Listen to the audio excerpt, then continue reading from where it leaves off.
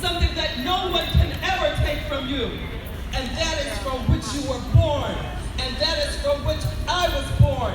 And that is from which we will all go back to. But we came here with greatness.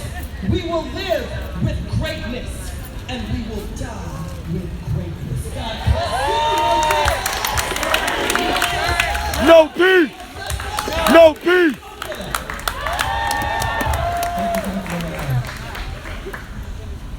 Hands up! Hands up! Hands up! Don't shoot! Hands up! Don't shoot! Coming up next, Councilman Donovan Richards.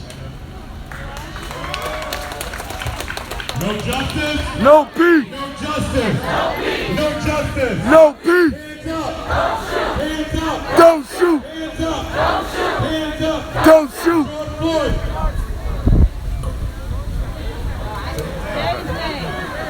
George Floyd! George Floyd! Sean Bell! Eric Garner! Too many lives lost in this struggle. But let me say something today. And let's make it plain that we're not here to condemn an entire police department. But what we are here to do is condemn those bad apples in the police department. You know, there's been this notion recently that when we say our lives matter, that we are anti-police. But we ain't anti-police. We anti-brutality. We not anti-white, we pro-black. Because our lives matter. You know, easy for folks to get up and co-opt our conversation, but we gotta keep on marching.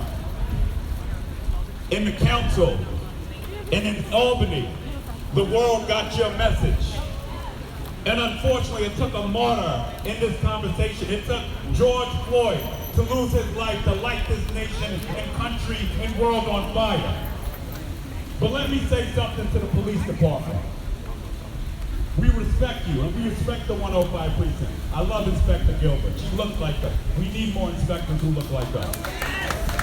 But let me make it plain, because we've seen a lot of theatrics recently. We've seen people taking a knee with us, and we appreciate the police department taking a knee with us. But what we need the police department to do around this country and around this nation is to ensure when they see their partners knees on our neck, that they get their partners knees off our neck. That's what we need. We don't need rhetoric. We need accountability. There are too many officers who are walking our streets who we don't know. We don't know who's policing our streets, but we feel that pain. You know, recently other folks, I had a 10-hour hearing yesterday on police reform. All of a sudden other folks are feeling our pain, but we've been feeling this pain for 400 years in this country. That's right! This is why you gotta march on. You gotta care about yourself. Ain't nobody coming here to bring you justice. If you don't stand up for yourself, nobody will stand up for you. That's why folks are standing up. That's why folks are getting riled up. This is why this movement is being led by young people. That's right! Let me say that again. This movement is being led by young people. And young people are sparking That's right! on fire, not elected officials. But I'm gonna tell you something. Just as Dr. King and Malcolm X and so many others set this world on fire, this is what you've done yesterday. They repealed 50A in Albany, something we've been pushing on forever. For those of you who don't know what 50A is, it shielded the disciplinary records of bad apples in the police department. Officer Jojo, who hit your uncle upside the head every time he walked outside of his house. But guess what? It's the dawn of a new day. Because guess what? Those records are now public. Those records are public now. When the governor signs it, we're not done. Keep marching, and we got to call the governor to ensure he signs that bill into law. Yesterday, not tomorrow.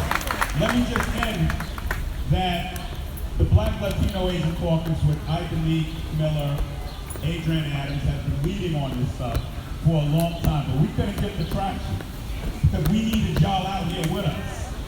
y'all out here with us. On the next state council meeting, we will vote out 8 bills through my committee on police reform.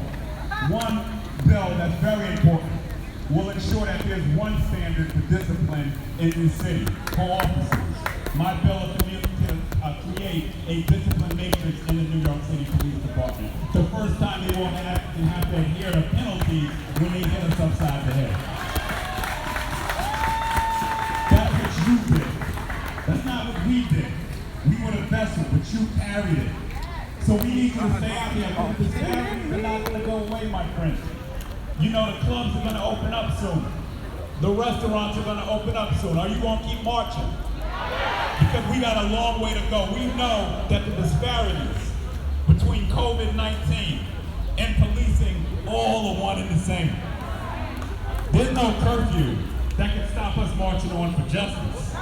Let me say this again. During COVID-19, they sent us home to die. Then when we were home and we wanted to live because we were getting killed by the police, they enacted a curfew. Shame on them. There's no curfew that can stop the will of the people. The only person who can stop a curfew is my mama. They gave out summonses and arrests to us while they gave out masks to white folks. And while the police department wasn't even wearing masks themselves. Let's make it plain.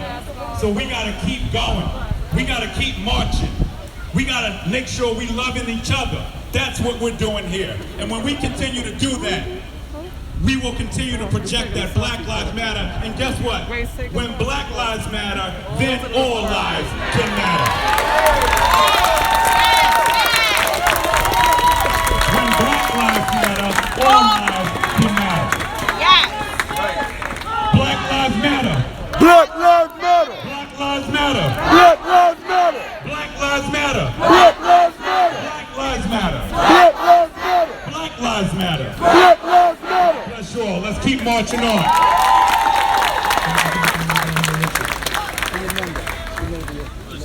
No justice? No peace. No justice? No peace. What do we want? Justice. What do we want? KB. What up, brother? What's going on? How you doing? Coming to the stage next, Everything is good, man. Yeah, you know, we gotta hold it down. Carry a bigger stick. than they Councilman Adenique Miller. Illegal one. This is his Stay far away. district. So I'm gonna turn it over to you now.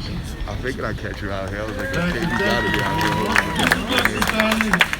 I want to thank everybody for showing up, being a part of this Okay, movement. I'm coming. I was just walking through getting signs. To the brothers Beta, thank you so much for your leadership.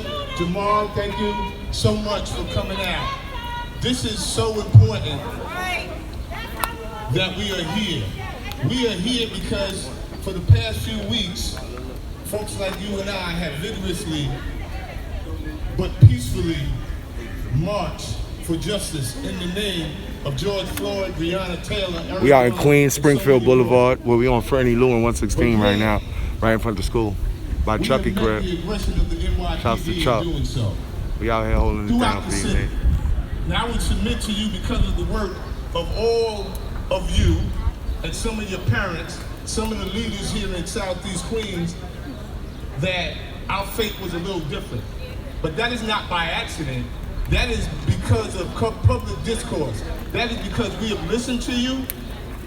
And as the Councilmember Richard just said, and he was being generous because he only spoke of one bill. But when we talk about what Southeast Queens was like 5, 6, 7 years ago, right? While we are here with the 105th Precinct, and he spoke of the leadership of Inspector Gilbert and her team, and we recognize the work that is being done. 9 out of the last 10 years, the 105th Precinct had the most marijuana arrests and summonses in the entire city. Not by a little bit, by a lot. Right? I think we had about 2,000 and the next one in Brownsville, East New York, and 400. Astronomical, right? But that took work. That took public engagement and discourse and conversations and talking to mothers and fathers and grandparents about how their children were being disproportionately impacted with these summonses and arrests. and a drug arrest who can't get financial aid and the impact that would have on their future. So we had that. We have 2 of the 5 precincts in the city of New York that remain under federal monitorship for stop and frisk here in Southeast Queens. 113, 103. But guess what? For those of us who can remember where we were and where we are. We ain't where we want to be, but we sure ain't where we were. And that is by virtue of conversation and discourse and action. Because if we're not talking, we're not fixing. And so, while we are out here vigorously protesting, there are others who may want to deny us our right to do so, or ask us in some shape, form, or fashion to suppress our outrage. We cannot suppress this outrage. You know, last weekend when we were out in the streets, some of us were reminded that it was the 99th anniversary of the Tulsa, Oklahoma Black Wall Street massacre. And so that is the soul of black folks. That is our history. That is the rage that we carry all the time. And we do a marvelous job of managing it, but we will never suppress it. Nor will we listen to those who attempt to or urge us to suppress our urge to confront our oppressor. Because it is those same oppressors because of those oppressors that we're asking for justice. For those who were brutally murdered at the hand of law enforcement. And while they ask us to do that, they gotta look within. Because it is those bad officers that perpetrate violence on us, which is the greatest perpetrator and threat to public safety. It is not us. We're peaceful. So we say, no justice, No peace. no justice, No peace. They want peace without justice, right? In fact, they don't even want peace. They just want us to go somewhere and be quiet, That's right. right? And that's right. not going to happen. And so, I would ask of our young folk here to stay engaged, to stay involved, to continue to courageously challenge all of us. Challenge yourselves, but challenge all of us to do the right thing by you. To do the right thing by Where's Cameron and Tim? Got the York fraternity out here representing. Fraternity out here from York. Omega something. Generations of this Or movement, Phi. right? Phi Zeta Sigma. That we're training. Fraternity out here. Folks in the God NAACP bless said them. when you show up to a rally or you go to a meeting, bring a young person with you. Right? That's who we are. And that's why, you know, in the midst of COVID, and we are deep in the midst of COVID, let's not forget that.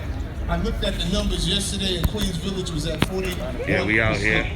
Positive test. Listening to the speech. Hollis was Me and nearly KB out here. We got 40%. KB. Rest of the city almost in single digits. The original team right here. Yes, sir. Yes, sir. You already know what's going on. Now, Marissa was out here with me in Brooklyn too, so shouts out to the team holding it down. Rizvi was ready to come out with his gas, man. We have to keep Rizvi home. You know we love you, Riz. Defeat this COVID thing, right? And it is definitely impacting our community far more than it is any other communities, right? And that's what we have to talk about. We have to talk about all the inequities, all the infrastructure that we lack. How is it that a community has 65%, 2/3 of the people that live in this community have private insurance, but we don't have a hospital? 2/3 of the folk in Southeast Queens have private health insurance, but don't have a hospital. We are forced to go cross the line somewhere in Elmont, Valley Stream, or the Glen Oaks, somewhere. When we start talking about how long a black dollar stays in the community, 12 hours, 28 days in the Asian community, 24 in the white community, right? It is the systematic racism that you all are going to do something about. we're writing laws, but we got to keep talking, right? And that means when you take that health insurance card and you can't go to a black doctor or can't go to a doctor up the street, you got to go somewhere else. We worry about the Yemenis brother in the bodega, and we think that's the problem. They live in the community with us, right? When you go and all you see is that $15 copay, oh, the doctor done checked off about $1,000, $2,000 in tests, right? And labs and stuff like that, right? And they're making a lot of money, and it's just leaving our community. So that's the next step. The next step is the economic empowerment, controlling our community, and stop supporting people that don't support you.